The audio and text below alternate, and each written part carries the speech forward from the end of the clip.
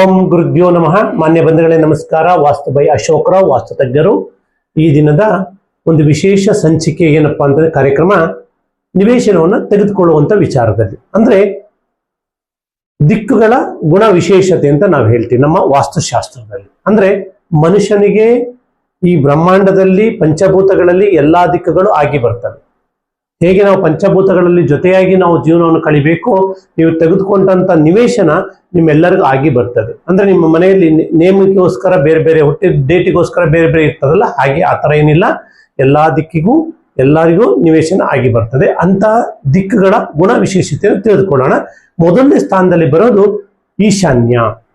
ಈಶಾನ್ಯ ಬಂದು ಮೊದಲನೇ ಸ್ಥಾನದಲ್ಲಿ ಬರ್ತದೆ, ತಿಳಿಸ್ಕೊಡ್ತೀನಿ ನೋಡಿ. ಈಶಾನ್ಯ ಮೊದಲನೇ ಸ್ಥಾನದಲ್ಲಿ ಒಂದು ನಿವೇಶನ ಅಂತ ತಿಳ್ಕೊಳ್ಳೋಣ. ಟೋಟಲ್ 8 ದಿಕ್ಕುಗಳು ಬರ್ತದೆ. ಈಗ ವಿ ದಿಕ್ಕುಗಳನ್ನ ತೆಗೆದುಕೊಂಡಾಗ 8 ದಿಕ್ಕುಗಳು ಬರ್ತದೆ ನೋಡಿ. ಈಶಾನ್ಯಕ್ಕೆ ಯಾರು? ಶಿವ, ಈಶ್ವರನ ಒಂದು ಆವಾಸ ಸ್ಥಾನ ಈಶಾನ್ಯ. ಈ ಬಂದು ಈಶಾನ್ಯಲ್ಲಿ ಬಂದ ನಂತರ ಇಲ್ಲಿ ಗ್ರಹಾಧಿಪತಿಗಳು ಯಾರು ಬರ್ತಾರೆ ಅಂದ್ರೆ ಗುರು ಸಂಗಡ ಕೇತು. ಯಾವಾಗ ಗುರು ಕೇತು ಇಲ್ಲಿರೋದ್ರಿಂದ ಇವರಿಬ್ಬರ ಒಂದು ಕಾಂಬಿನೇಷನ್ ನಲ್ಲಿ ನಡೆಯೋದೇ ಪವಾಡ. ಪವಾಡ ಅಂದ್ರೆ ಏನು? ಇದು ಈಶಾನ್ಯ, ಪೂರ್ವ ಈಶಾನ್ಯ, ಉತ್ತರ ಈಶಾನ್ಯ, ಇದನ್ನು ಗಮನದಲ್ಲಿ ಇಟ್ಕೊಂಡಿರ್ಬೇಕು ನಿವೇಶನ ತೆಗೆದುಕೊಳ್ಬೇಕಾದ್ರೆ ಅವರು. ಹಾಗೆ ಯಾವುದೇ ಕಾರಣಕ್ಕೂ ಈ ಒಂದು ನಿವೇಶನ ತೆಗೆದುಕೊಳ್ಬೇಕಾದ್ರೆ ನಿಮ್ದು ಇದೊಂದು ನಿವೇಶನ ಅಂತ ಇದೆ ನೋಡಿ. ಮೊದಲೇ ಏನ್ ಗೆರೆ ಕಾಣ್ತಿದ್ವಿ ಇದೆಲ್ಲ ನಿಮ್ಮ ನಿವೇಶನ. ನೀವು ಮನೆಯನ್ನ ಕಟ್ಟಬೇಕಾದ್ರೆ ಒಂದು ಆಯ ಅಂತ ಮಾಡ್ತೀವಿ ನಾವು. ಅಂದ್ರೆ ಆ ಆಯಕ್ಕೆ ಅನುಗುಣವಾಗಿ, ದಿಕ್ಕಿಗೆ ಅನುಗುಣವಾಗಿ ನಾವು ಮನೆಯನ್ನ ಕಟ್ಟಬೇಕು. ಈಗ ತಿಳ್ಕೊಳ್ಳೋಣ ನೋಡಿ. ಇದು ಬಂದು ಈಶಾನ್ಯದ ಒಂದು ತಲೆ. ಇಲ್ಲಿ ವಾಸ್ತು ದೇವರ ಒಂದು ಶಿರಸ್ಸು ಇರ್ತದೆ ಅಂತ ಇಟ್ಕೊಳ್ಳೋಣ, ಓಕೆನಾ. ಈ ಜಾಗವನ್ನ ಯಾವುದೇ ಕಾರಣಕ್ಕೂ ಕಟ್ ಮಾಡಬಾರ್ದು. ಕೆಲವರು ಏನ್ ಮಾಡ್ತಾರೆ, ಪಾರ್ಕಿಂಗ್ ಬರ್ಲಿ ಅಥವಾ ಕಾರ್ ನಿಲ್ಲಿಸ್ಲಿಕ್ಕೆ ಅಥವಾ ಸಂಪು ಒಳಗಡೆ ಬರ್ಲಿ, ದೊಡ್ಡದಾಗಿ ಸಂಪು ಅಂತೇಳಿ ಈ ಜಾಗವನ್ನ ಕಟ್ ಮಾಡ್ತಾರೆ. ಯಾವ ಕಾರಣಕ್ಕೂ ಕಟ್ ಮಾಡಿದ್ರೆ ನಿಮ್ಮ ಮನೆಯಲ್ಲಿ ಗಂಡು ಮಕ್ಕಳು ಮತ್ತೆ ಹೆಣ್ಣು ಮಕ್ಕಳು ಇಬ್ಬರಿಗೂ ಸಮಸ್ಯೆಗಳು ಪ್ರಾರಂಭ ಆಗುತ್ತೆ. ಏನು? ನಿಮ್ಮ ಹತ್ರ ಹಣ ಇರ್ತದೆ, ಬಟ್ ಅದನ್ನ ಅನುಭವಿಸೋದಕ್ಕೆ ಆಗ್ತಾ ಇರಲ್ಲ. ಒಂದು ಮಾನಸಿಕ ಸಮಸ್ಯೆಗಳು, ಅನಾರೋಗ್ಯ, ಭಯ ನಿಮ್ಮಲ್ಲಿ ಕಾಡ್ತಾ ಇರ್ತದೆ. ಗಂಡು ಮಕ್ಕಳು ಹೇಳಿದ ಮಾತು ಕೇಳಲ್ಲ, ದುರ್ವರ್ತನೆ ರೀತಿಯಿಂದ ನಡ್ಕೊಳ್ಳೋದು. ಹಂಗಂತ ಹೇಳಿ ಅವ್ರದ್ದು ತಪ್ಪಲ್ಲ. ಆದ್ರೆ ಯಾವುದೇ ಕಾರಣಕ್ಕೂ ಈ ಈಶಾನ್ಯ ಕಟ್ ಆಗ್ಬಾರ್ದು. ನೀವು ಒಂದು ವೇಳೆ ನಿವೇಶನ ತೆಗೆದುಕೊಂಡಿದ್ರಿ ಅಂತ ಇಟ್ಕೊಳ್ಳಿ, ಆಕ್ಚುಲಿ ನಿಮ್ಮ ನಿವೇಶನ ಯಾವುದೇ ಕಾರಣಕ್ಕೆ ಈ ಮೂಲೆ ಕಟ್ ಆಗಿರಬಾರ್ದು, ಯಾವುದೇ ದಿಕ್ಕು ಸಹ ಕಟ್ ಆಗ್ಬಾರ್ದು ನೋಡಿ. ಇದು ಮೊದಲನೇ ಸ್ಥಾನದಲ್ಲಿ ತಿಳ್ಕೊಳ್ಳೋಣ ನೋಡಿ. ಶಿವನ ಆವಾಸ ಸ್ಥಾನ ಇದು ಜಲತತ್ವಕ್ಕೆ ಸಂಬಂಧಪಟ್ಟಿದ್ದು. ಅಂದ್ರೆ ನೀರಿಗೆ ಭೂಮಿಯ ಒಳಗಡೆ ಸಂಪು ಅಥವಾ ಬಾವಿ ಇದ್ದಾಗ ಬಹಳ ವಿಶೇಷವಾಗಿ ನಮಗೆ ಫಲವನ್ನು ಕೊಡತಕ್ಕದ್ದು. ಅದೇ ಗುರು ಮತ್ತು ಕೇತು. ಗುರು ಆಜ್ಞಾಪಾಲಕ, ಕೇತು ಅದನ್ನ ಪಾಲಿಸ್ತಾರೆ. ಅಂದ್ರೆ ಇಲ್ಲಿರುವ ಇಷ್ಟು ಸಮಸ್ಯೆಗಳಲ್ಲಿ ಏನೇ ಪ್ರತಿದಿನ ಏನೋ ಸಮಸ್ಯೆ ಬರ್ತಾ ಇದೆ, ಅದನ್ನೆಲ್ಲ ಈ ಜಾಗದಿಂದ ಹೊರಗಾಕ್ಲಿಕ್ಕೆ ಗುರುವಿನ ಆಜ್ಞೆಯಂತೆ ಕೇತು ಪಾಲಿಸ್ತಾರೆ. ಇದು ತಿಳ್ಕೊಂಡಿರ್ಬೇಕು. ಈ ಒಂದು ಕ್ಷೇತ್ರ ಬಹಳ ಸ್ವಚ್ಛವಾಗಿರ್ಬೇಕು.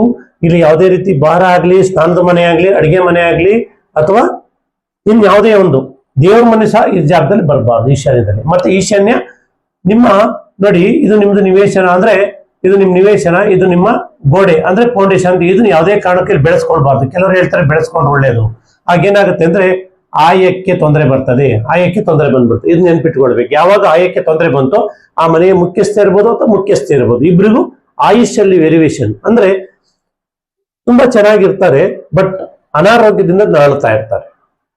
ಮಾತ್ರೆ ಮೇಲೆ ಡಿಪೆಂಡ್ ಆಗಿರ್ತಾರೆ, ಮೆಡಿಸಿನ್ ಮೇಲೆ ಡಿಪೆಂಡ್ ಆಗಿರ್ತಾರೆ, ಹೃದಯಕ್ಕೆ ಸಂಬಂಧಪಟ್ಟಂತ ಕಾಯಿಲೆ. ಯಾಕೆಂದ್ರೆ ಮೇನ್ ಬರೋ ಈಶಾನ್ಯ ಏನಾದರೂ ಸಮಸ್ಯೆಗಳಾದಾಗ ಚಿಂತೆ, ವ್ಯಥೆ, ಹೃದಯ ಸಂಬಂಧಿ ಕಾಯಿಲೆಗಳು ಬರುವ ಸಾಧ್ಯತೆ ಜಾಸ್ತಿ.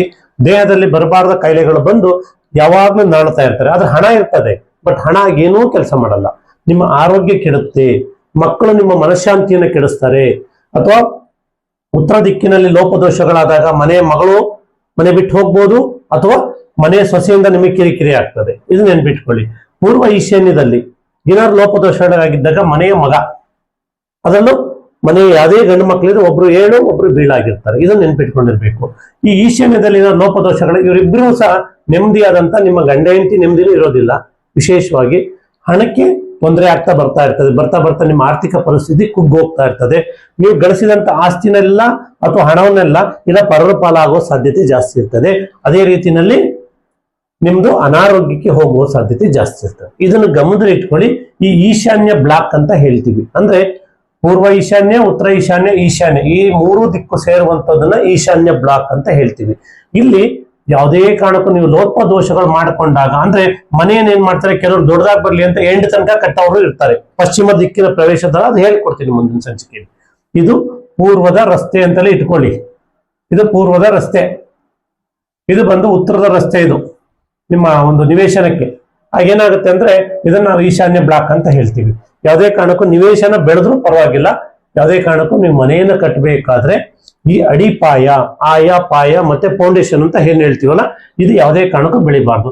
ಇಲ್ಲಿ ಬೆಳೀತು ಅಂತ ಅಂದಾಗ ನಿಮಗೆ ಸಮಸ್ಯೆಗಳು ಹೇಗೆ ಪ್ರಾರಂಭ ಆಗುತ್ತೆ ಅಂತಂದ್ರೆ, ಅದೇ ಹೇಳಿಲ್ವಾ, ಮನಃಶಾಂತಿ ಇರೋದಿಲ್ಲ, ಮನೆಯಲ್ಲಿ ಹಣ ಇದ್ರೆ ಅದು ಬೇರೆಯವ್ರ ಪಾಲಾಗುತ್ತೆ, ಯಾರೋ ನಿಮಗೆ ಇಸ್ಕೊಂಡು ಹೋಗ್ತೀವಿ ಕೊಡ್ತೀವಿ ಅಂತ ಹೇಳ್ಬಿಟ್ಟು ನಿಮ್ಮ ಹತ್ರ ಲೋಪದೋಷಗಳಾಗಿ ನಿಮಗೆ ಸಮಸ್ಯೆ ಬರುವ ಸಾಧ್ಯತೆ ಜಾಸ್ತಿ ಇರ್ತದೆ. ಹಾಗಿದ್ದಾಗ ದಯಮಾಡಿ ಈಶಾನ್ಯ ಬ್ಲಾಕ್ ನೋಡಿ, ಇದು ನಿಮ್ಮ ನಿವೇಶನ, ಓಕೆನಾ. ಇದು ಉತ್ತರ, ಪೂರ್ವ, ದಕ್ಷಿಣ ಮತ್ತೆ ಪಶ್ಚಿಮ, ವಾಯುವ್ಯ, ಈಶಾನ್ಯ, ಆಗ್ನೇಯ, ನೈಋತ್ಯ. ಇದು ಎಷ್ಟು ಇಂಪಾರ್ಟೆಂಟು ಈಶಾನ್ಯ ಬ್ಲಾಕು. ಮನೆಯನ್ನ ಕಟ್ಟಬೇಕಾದ್ರೆ ನೈಋತ್ಯಕ್ಕೂ ನೀವು ಇದಕ್ಕೆಷ್ಟು ಆದ್ಯತೆ ಕೊಡ್ತಾರೆ ಇದಕ್ಕೂ ಅಷ್ಟೇ ಕೊಡಬೇಕು. ಯಾಕೆಂತಂದ್ರೆ ಇಲ್ಲಿ ಸಂತಾನಾಭಿವೃದ್ಧಿಯಲ್ಲಿ ಲೋಪದೋಷಗಳು ಬರದ ರೀತಿಯಲ್ಲಿ ನೀವು ಸಂರಕ್ಷಿಸಿಕೊಳ್ಬೇಕು. ಮತ್ತೆ ನಿಮ್ಮ ಸಂತಾನ ಇದೆ ಅಂದ್ರೆ ಮುಂದೆ ಅವರು ನಿಮ್ಗೆ ಉತ್ತಮವಾದಂತ ಒಂದು ಅವರಿಂದ ಸಮಾಜಕ್ಕೆ ಏನಾದ್ರು ಕೊಡಬೇಕು ಅಂದ್ರೆ ಈಶಾನ್ಯ ಎಷ್ಟು ಇಂಪಾರ್ಟೆಂಟು, ನೈಋತ್ಯ ಅಷ್ಟೇ ಇಂಪಾರ್ಟೆಂಟು. ಹಾಗೆ ಆಗ್ನೇಯ ಎಷ್ಟು ಇಂಪಾರ್ಟೆಂಟು, ವಾಯು ಅಷ್ಟೇ ಇಂಪಾರ್ಟೆಂಟು. ಯಾವುದೇ ಕಾರಣಕ್ಕೂ ಈ ದಿಕ್ಕುಗಳನ್ನ ಬೆಳೆಸ್ಕೊಳ್ಳಿಕ್ಕೆ ಹೋಗ್ಬಾರ್ದು, ಕಟ್ಟು ಮಾಡ್ಕೊಳ್ಬಾರ್ದು. ಯಾಕೆಂತಂದ್ರೆ ನೀವಿಲ್ಲಿ ಏನಾದ್ರು ಲೋಪದೋಷಗಳು ಮಾಡ್ಕೊಂಡಾಗ ನಿಮ್ದೇನೋ ಒಂದು, ನೀವು ಗತ ಜನ್ಮದಲ್ಲಿ ಏನೋ ಒಂದು ಪುಣ್ಯನೋ ಪಾಪನೋ ಮಾಡಿ ಬಂದಿರ್ತೀರಿ, ಏನೋ ನಿಭಾಯಿಸ್ಕೊಂಡು ಹೋಗ್ತೀವಿ. ಮುಂದೆ ನಿಮ್ಗೆ ವಂಶಾಭಿವೃದ್ಧಿ, ನಿಮ್ಮ ನಂತರ ನಿಮ್ಮ ಮಕ್ಕಳ ನಂತರ ಮೊಮ್ಮಕ್ಕಳಲ್ಲಿ ವಂಶಾಭಿವೃದ್ಧಿ ಆಗುತ್ತೋ ಇಲ್ವೋ ಗೊತ್ತಿಲ್ಲ. ಯಾಕೆಂತಂದ್ರೆ ಒಂದು ಮನೆಯನ್ನ ಕಟ್ಟಿದ್ರೆ ಆ ಮನೆಗೆ ಒಂದು 60ರಿಂದ 120 ವರ್ಷ ಆಯುಷ್ ಇರ್ತದೆ ಅಂತ ಇಟ್ಕೊಳ್ಳೋಣ. ಆಗ ಅಲ್ಲಿ ನಿಮ್ಮ ಮಕ್ಕಳು, ಮೊಮ್ಮಕ್ಕಳು, ಮರಿಮಕ್ಕಳು 3 ತಲೆಮಾರು ಜನನ ಆಗಿ ಅಥವಾ ಅಲ್ಲಿ ಬೆಳೆಯುವಂತ ಸಾಧ್ಯತೆ ಜಾಸ್ತಿ ಇರ್ತದೆ. ಹಾಗಿದ್ದಾಗ ಇಲ್ಲಿ ವಾಸ್ತು ಭಗವಂತನ ಒಂದು ಶಿರಸ್ಸಿರೋದ್ರಿಂದ ಇಲ್ಲಿ ಯಾವುದೇ ಕಾರಣಕ್ಕೂ ದೇವ್ರ ಮನೆ ಈಶಾನ್ಯದಲ್ಲಿ ಬರಬಾರ್ದು, ಬಚ್ಚಲ ಮನೆಗಳು ಸ್ನಾನದ ಮನೆ ಬರಬಾರ್ದು, ಅಡಿಗೆ ಮನೆಗಳು ಬರಬಾರ್ದು, ಮತ್ತೆ ಇಲ್ಲಿ ಯಾವುದೇ ರೀತಿ ಭಾರಗಳು ಇರಬಾರ್ದು. ವಿಶಾಲವಾಗಿರ್ಬೇಕು. ಈ ಜಾಗವನ್ನ ಬಹಳ ಕ್ಷೇಮವಾಗಿ ನೋಡ್ಕೊಳ್ಬೇಕು. ಯಾವುದೇ ಕಾರಣಕ್ಕೂ ನಿಮ್ಮ ಮನೆಯಲ್ಲಿ ಸಂಪೂರ್ಣ ತೆಗೆದವರು, ಕೆಲವರು ಇಷ್ಟಲ್ಲಿ ನೀವು ಸಂಪು ತೆಗೆದುಕೊಂಡು ತೊಂದರೆ ಇಲ್ಲ. ಕೆಲವರು ಏನ್ ಮಾಡ್ತಾರೆ, ಮನೆ ಫೌಂಡೇಶನ್ ಒಳಗಡೆ ಬರ್ಲಿ, ಸಂಪು ದೊಡ್ಡದಾಗಿ ಬರ್ಲಿ ಅಂದ್ಬಿಡ್ತಾರೆ. ಯಾವುದೇ ಕಾರಣಕ್ಕೆ ಇಲ್ಲಿ ಮಾಡ್ಕೊಳ್ಬೇಕಾದ್ರೆ ಜಾಗ್ರತೆ ಮಾಡ್ಕೊಳ್ಳಿ. ಪೂರ್ವದಲ್ಲಿ ಹೆಚ್ಚಿಗೆ ಜಾಗ ಬಿಡಬೇಕು, ಉತ್ತರದಲ್ಲಿ ಸ್ವಲ್ಪ ಹೆಚ್ಚಿಗೆ ಜಾಗ ಬಿಡಬೇಕು. ಅಂದ್ರೆ ಈಶಾನ್ಯ ಬ್ಲಾಕ್ ನಲ್ಲಿ ಸ್ವಲ್ಪ ಜಾಗ ಜಾಸ್ತಿ ಬಿಟ್ಕೊಂಡು ನೀವು ಮನೆಯನ್ನು ಕಟ್ಟಿದಾಗ ನಿಮ್ಮಲ್ಲಿ ವಂಶಾಭಿವೃದ್ಧಿ, ಆರ್ಥಿಕ ಸಮಸ್ಯೆಯಿಂದ ನೀವು ಹೊರಗಿರ್ತೀರಿ. ಅಂದ್ರೆ ಆರ್ಥಿಕವಾಗಿ ನಿಮ್ಗೆ ಯಾವ ಸಮಸ್ಯೆಗಳು ಇರೋದಿಲ್ಲ. ಆದ್ರೆ ನಿಮ್ಮ ಮಕ್ಕಳಿಗೆ ಒಂದು ಸಮಾಜದಲ್ಲಿ ಸ್ಥಾನಮಾನ, ಗೌರವ.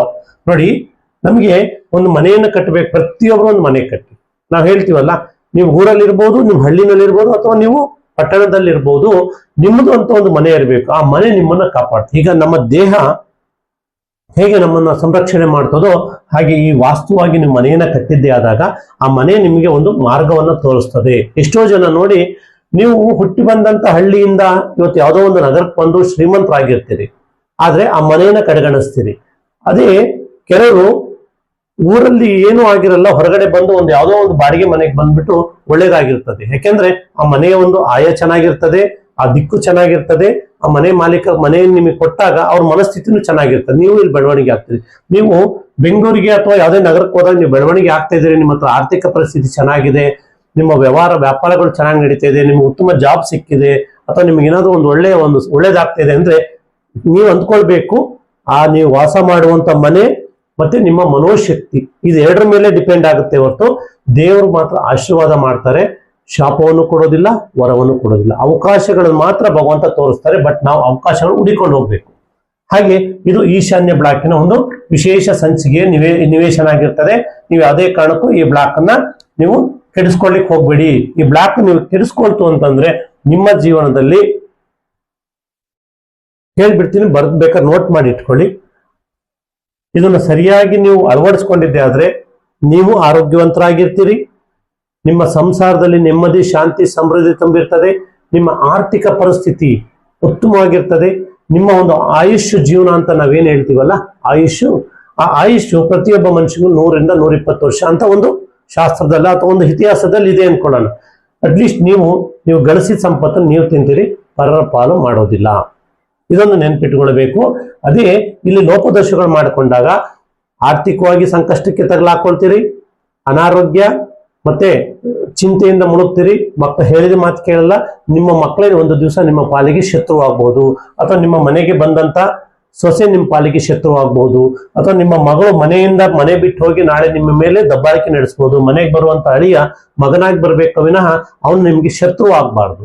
ಯಾಕೆಂದ್ರೆ ಇಲ್ಲಿ ಏನಾದ್ರೂ ಲೋಪದೋಷಗಳಿದೆ ಅಂದ್ರೆ ಈ ಸಮಸ್ಯೆಗಳು ಸ್ಟಾರ್ಟ್ ಆಗುತ್ತೆ, ಮಕ್ಕಳಿಂದ, ಆರ್ಥಿಕತೆಯಿಂದ, ನಿಮ್ಮ ಆರೋಗ್ಯದಿಂದ. ಇದು ಗಮನದಲ್ಲಿ ಇಟ್ಕೊಳ್ಬೇಕು. ಹಾಗೆ ಈ ದಿಕ್ಕು ತುಂಬಾ ಚೆನ್ನಾಗಿದೆ ಅಂದಾಗ ನೋಡಿ, ನಿಮಗೆ ಆರೋಗ್ಯದಲ್ಲಿ, ಆಯುಷ್ಯಲ್ಲಿ, ಹಣ ಐಶ್ವರ್ಯದಲ್ಲಿ, ಮಕ್ಕಳ ಒಂದು ಉತ್ತಮ ಭವಿಷ್ಯದಲ್ಲಿ, ಹಾಗೆ ನಿಮ್ಮ ಒಂದು ವಂಶಾಭಿವೃದ್ಧಿಯನ್ನು ಆಗ್ಲಿಕ್ಕೆ ಸಹಕರಿಸ್ತದೆ. ಮತ್ತೆ ಸಮಾಜದಲ್ಲಿ ನಿಮಗೆ ಸಿಗಬೇಕಾದಂತಹ ಸ್ಥಾನಮಾನ, ಗೌರವ ಸಿಗ್ತದೆ. ಯಾಕೆಂದ್ರೆ ಎಲ್ಲಾ ದಿಕ್ಕುಗಳು ಒಳ್ಳೆಯ ದಿಕ್ಕುಗಳೇ ಬಂಧುಗಳೇ, ಯಾವ ದಿಕ್ಕು ಕೆಟ್ಟ ದಿಕ್ಕಲ್ಲ. ಕೆಲವರು ಹೇಳ್ತಾರೆ ನನಗೆ ಈ ದಿಕ್ಕಾಗಲ್ಲ, ಆ ದಿಕ್ಕಾಗಲ್ಲ. ಇಲ್ಲ ಇಲ್ಲ, ಎಲ್ಲರಿಗೂ ಒಳ್ಳೆ ದಿಕ್ಕು ಒಳ್ಳೇದಾಗಿ ಬರ್ತದೆ. ಆದ್ರೆ ಈ ಬ್ರಹ್ಮಸ್ಥಾನವನ್ನು ವಿಶೇಷವಾಗಿ ಕಾಪಾಡ್ಕೊಳ್ಬೇಕು. ಯಾಕೆಂದ್ರೆ ಬ್ರಹ್ಮಸ್ಥಾನ ಇದು ಶಿವಶಕ್ತಿಯ ಒಂದು ಆವಾಸ ಸ್ಥಾನ, ವಿಶ್ವಶಕ್ತಿಯ ಆವಾಸ ಸ್ಥಾನ. ನೀವು ಶಿವಶಕ್ತಿಯ ಎನರ್ಜಿ ನಿಮ್ಮ ಮನೆ ಮೇಲೆ ಆಗ್ಲಿ, ನಮ್ಮ ಸಹಸ್ರಾರ ಮೇಲಾಗ್ಲಿ ಪ್ರವಹಿಸಲಿಲ್ಲ, ವಿಶ್ವಶಕ್ತಿ ಎನರ್ಜಿ, ಕಾಸ್ಮಿಕ್ ಎನರ್ಜಿ, ಆಗ ರೋಗಗ್ರಸ್ತ ಗೂಡಾಗುತ್ತೆ, ಮನೆ ರೋಗಗ್ರಸ್ತ ಗೂಡಾಗುತ್ತೆ. ನೆನ್ಪಿಟ್ಕೊಳ್ಳಿ. ಹಾಗಿದ್ದಾಗ ಈಶಾನ್ಯ ಇಂಪಾರ್ಟೆಂಟು, ಬ್ರಹ್ಮಸ್ಥಾನ ಇಂಪಾರ್ಟೆಂಟು, ನೈಋತ್ಯ ಇಂಪಾರ್ಟೆಂಟು, ವಾಯು ಇಂಪಾರ್ಟೆಂಟು, ಬ್ರಹ್ಮಸ್ಥಾನ ಇಂಪಾರ್ಟೆಂಟು, ಆಗ್ನೇಯ ಇಂಪಾರ್ಟೆಂಟು. ಓಕೆನಾ?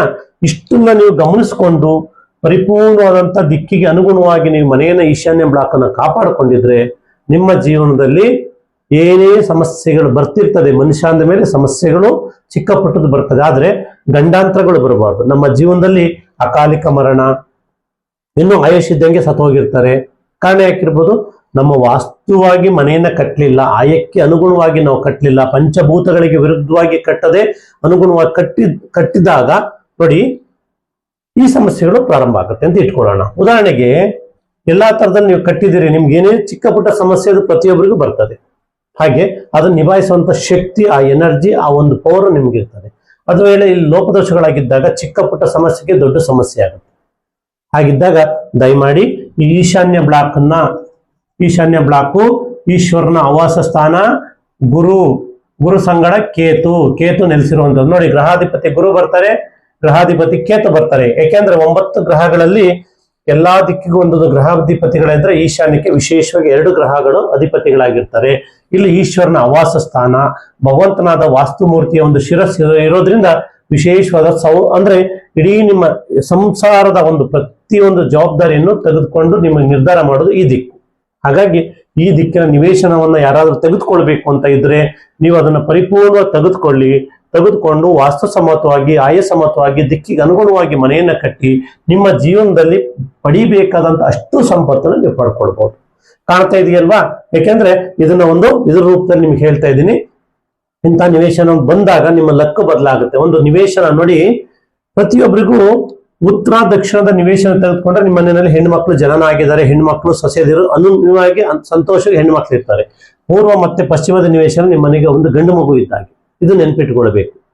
ಯಾಕೆಂತಂದ್ರೆ ನಿಮ್ಗೆ ಹೇಗೆ ನಮಗೆ ಒಂದು ಗಂಡು ಮಗು ಬೇಕು, ಹೆಣ್ಣು ಮಗು ಬೇಕು ಅಂತ ನೀವು ಆಸೆ ಪಡ್ತಿರೋ ಹಾಗೆ ನಿಮ್ಗೊಂದು ನಿವೇಶನ ಅಂದ್ರೆ ಒಂದು ನೆಲೆ, ಒಂದು ಸೂರು ಇರ್ಲಿಕ್ಕೋಸ್ಕರ ಒಂದು ಮನೆ ಬೇಕು ನಿಮ್ಗೆ. ಜೀವನದಲ್ಲಿ ನೆಮ್ಮದಿಯಾಗಿ ದಿನದ 24 ಗಂಟೆಯಲ್ಲಿ 12 ಗಂಟೆ ನೀವು ಹೊರಗೆ ಕೆಲಸ ಮಾಡಿದ್ರು ಇನ್ನು 12 ಗಂಟೆ ಬಂದು ನಿಮ್ಮ ಮನೆಯಲ್ಲಿ ನೆಮ್ಮದಿಯಿಂದ ವಿಶ್ರಾಂತಿ ಪಡ್ಕೊಳ್ತಾ ಜೊತೆಯಲ್ಲಿ ಖುಷಿಯಾಗಿ ನೀವು ಫ್ಯಾಮಿಲಿ ಎಲ್ಲ ಚೆನ್ನಾಗಿರ್ಬೇಕು. ಯಾಕೆಂದ್ರೆ ಇಷ್ಟು ನಿಮ್ಮಲ್ಲಿ 5 ಜನ 6 ಜನ ಇರ್ತೀರಿ ಅನ್ಕೊಳ್ಳಿ, ಅಲ್ಲಿ ಯಾರಿಗಾದ್ರೂ ಒಂದು ಆರೋಗ್ಯದ ಸಮಸ್ಯೆ ಬಂತು, ಏನಾದ್ರು ತೊಂದರೆ ಆದಾಗ ಇಡೀ ಮನೆಯವರು ಕೊರಗ್ತಾರೆ. ಕಾರಣ ಏನಿರ್ಬೋದು? ಗತ ಜನ್ಮದ ಕೆಲವರು ಶತ್ರುಗಳು ಈ ಜನ್ಮದಲ್ಲಿ ನಮ್ಮ ಹೊಟ್ಟೆಯಲ್ಲಿ ಹುಟ್ಟಿ ಬಂದಿರ್ತಾರೆ, ಗತ ಜನ್ಮದ ಶತ್ರು ಹೆಂಡತಿಯಾಗಿ ಬಂದಿರ್ತಾರೆ, ಗತ ಜನ್ಮದ ಶತ್ರು ಅಳಿನಾಗಿ ಬರ್ತಾನೆ, ಗತ ಜನ್ಮದ ಶತ್ರು ಮಗಳಾಗಿ ಬರ್ತಾರೆ. ಇದು ನೆನ್ಪಿಟ್ಕೊಳ್ಬೇಕು. ಬಟ್ ಈ ವಾಸ್ತವವಾಗಿ ನೀವು ಮನೆ ಕಟ್ಟಿದಿರಿ ಅಂದ್ರೆ ಅವಳೆಲ್ಲರೂ ಮಿತ್ರರಾಗ್ತಾರೆ. ಯಾಕೆಂದ್ರೆ ಭಗವಂತನಲ್ಲಿ ಆ ಒಂದು ಮಹಿಮೆ ಇದೆ. ಏನು ಅಂದ್ರೆ ಗತ ಜನ್ಮದಲ್ಲಿ ಮಾಡಿರುವಂತ ಪಾಪಗಳೇನಾದ್ರು ಇದ್ರೆ ಈ ಜನ್ಮದಲ್ಲಿ ನಾವು ವಾಸ್ತುವಿನ ಮುಖಾಂತರವಾಗಿ, ನಮ್ಮ ಮನೋಶಕ್ತಿಯ ಮುಖಾಂತರವಾಗಿ ಮಾಡಿದ ಪಾಪವನ್ನು ನಾವಿಲ್ಲಿ ಕಳ್ಕೊಳ್ಬಹುದು. ಆದ್ರೆ ನೀವು ಗತ ಜನ್ಮದ ಪಾಪ ಪುಣ್ಯ ಇದೆ, ಯಾರಿಗೂ ಗೊತ್ತಿರೋದು ಅಂದ್ರೆ ಯಾರೋ ಬರ್ತಾರೆ ನಿಮ್ಮ ರೂಪದಲ್ಲಿ, ಇಲ್ಲ ಹಣದ ರೂಪದಲ್ಲಿ ಕಿತ್ಕೊಂಡು ಹೋಗ್ತಾರೆ ಶತ್ರುಗಳು, ಅಥವಾ ನಿಮಗೆ ತೊಂದರೆ ಕೊಡೋರು ಬರ್ತಾರೆ. ಏನು ನೀವು ತಪ್ಪೇ ಮಾಡಿರಲ್ಲ, ಅದು ನಿಮಗೆ ತೊಂದರೆ ಕೊಡಿ. ಯಾಕಿರ್ಬೋದು ಅಂದ್ರೆ ನೀವು ಮನೆಯನ್ನ ಸರಿಯಾಗಿ ಕಟ್ಕೊಳ್ಳಿ, ನಿಮಗೆ ಯಾರು ಶತ್ರುಗಳು ಬರೋದಿಲ್ಲ. ಯಾಕೆಂದ್ರೆ ಮುಂದೆ ನಾನು 5 ಬಗ್ಗೆ ಹೇಳ್ಕೊಡ್ತೀನಿ. ಈಗ ಈ ಈಶಾನ್ಯ ಬ್ಲಾಕಿನ ಬಗ್ಗೆ ನಾನು ಹೇಳ್ಕೊಟ್ಟಿದ್ದೀನಿ. ಇದನ್ನು ಗಮನದಲ್ಲಿ ಇಟ್ಕೊಂಡು ನೀವು ನೀವು ಮನೆ ಕಟ್ಟಿಕೊಂಡು ಸಮೃದ್ಧಿಯನ್ನು ಕಾಣಿ ಅಂತ ಹೇಳ್ತಾ, ಯಾರು ನನ್ನ ಈ ಸಂಚಿಕೆಯನ್ನ ನೀವು ನೋಡ್ತಾ ಇದ್ದೀರಿ ಪರಿಪೂರ್ಣವಾಗಿ ನೋಡಿ, ಕೊನೆ ತನಕ ನೋಡಿ ಅರ್ಥ ಮಾಡ್ಕೊಳ್ಳಿ. ನಂತರ ನೀವು ಕಮೆಂಟ್ ಮಾಡಿ ಹೇಳಿ, ನಿಮ್ದು ಈ ತರ ನಿವೇಶನ ಇದ್ರೆ. ಕೆಲವರು ಹಿಂದೆ ಎಲ್ಲ ನೋಡಿ ಮನೆ ಕಟ್ಟುವಾಗ ಇಲ್ಲಿ ಕೆಡಿಸ್ಕೊಂಡ್ ಬಿಟ್ಟಿರ್ತಾರೆ, ಇವಾಗ ಸಫರ್ ಪಡ್ತಾ ಇದ್ದಾರೆ. ಈಗ ಅದು ಹೊಡೆದು ಮತ್ತೆ ಮಾಡಕ್ಕಾಗಲ್ಲ, ಯಾಕೆಂದ್ರೆ ಗತ ಜನ್ಮದ ಕರ್ಮಗಳು ಇದರಲ್ಲಿ ಆಡ್ ಆಗಿರ್ತದೆ. ಹಾಗಿದ್ದಾಗ ಈಗ ಯಾರಾದ್ರೂ ನಿವೇಶನ ನಿಮ್ಮಂತ ಇದ್ದವರು ಮನೆ ಕಟ್ಟುವವರಿದ್ರೆ ನನ್ನನ್ನು ಸಂಪರ್ಕ ಮಾಡಿ. ನಿಮಗೆ ಪರಿಪೂರ್ಣವಂತ ಆಯಸಮ್ಮತವಾಗಿ, ವಾಸ್ತುಸಮ್ಮತವಾಗಿ, ದಿಕ್ಕಿಗೆ ಅನುಗುಣವಾಗಿ, ಪಂಚಭೂತಗಳಿಗೆ ಅನುಗುಣವಾಗಿ ನಿಮಗೆ ಮನೆಯನ್ನು ಹೇಗೆ ಕಟ್ಟಿ ಮುಂದೆ ನಿಮ್ಮ ವಂಶಾಭಿವೃದ್ಧಿಯನ್ನು ಬೆಳೆಸ್ಕೊಂಡು ಸಮೃದ್ಧಿಯಾಗಿ ಬದುಕನ್ನು ನಡೆಸ್ಕೊಂಡು ಹೋಗ್ಬೋದು ಅನ್ನೋದ್ರ ಬಗ್ಗೆ ತಿಳಿಸ್ಕೊಡ್ತೀನಿ. ನನ್ನ ಈ ಒಂದು ಸಂಚಿಕೆಯನ್ನು ನೋಡಿದವರು ಕಮೆಂಟ್ ಮಾಡಿ ಹೇಳಿ, ಲೈಕ್ ಮಾಡಿ, ಶೇರ್ ಮಾಡಿ, ಸಬ್ಸ್ಕ್ರೈಬ್ ಮಾಡ್ಕೊಳ್ಳಿ ಅಂತ ಹೇಳ್ತಾ, ನಿಮ್ಮೆಲ್ಲರಿಗೂ ಒಳ್ಳೇದಾಗ್ಲಿ. ಆ ಭಗವಂತನಾದಂಥ ವಾಸ್ತುಮೂರ್ತಿ ಹಾಗೂ ಶಿವಶಕ್ತಿಯ ಒಂದು ಆಶೀರ್ವಾದ ನಿಮ್ಮ ಮೇಲೆ ಇರಲಿ ಅಂತ ಹೇಳ್ತಾ ಈ ಸಂಚಿಕೆಯನ್ನು ಇಲ್ಲಿಗೆ ಮುಕ್ತಾಯ ಮಾಡ್ತಾ ಇದ್ದೀನಿ. ಎಲ್ಲರಿಗೂ ನಮಸ್ಕಾರ. Thank you very much.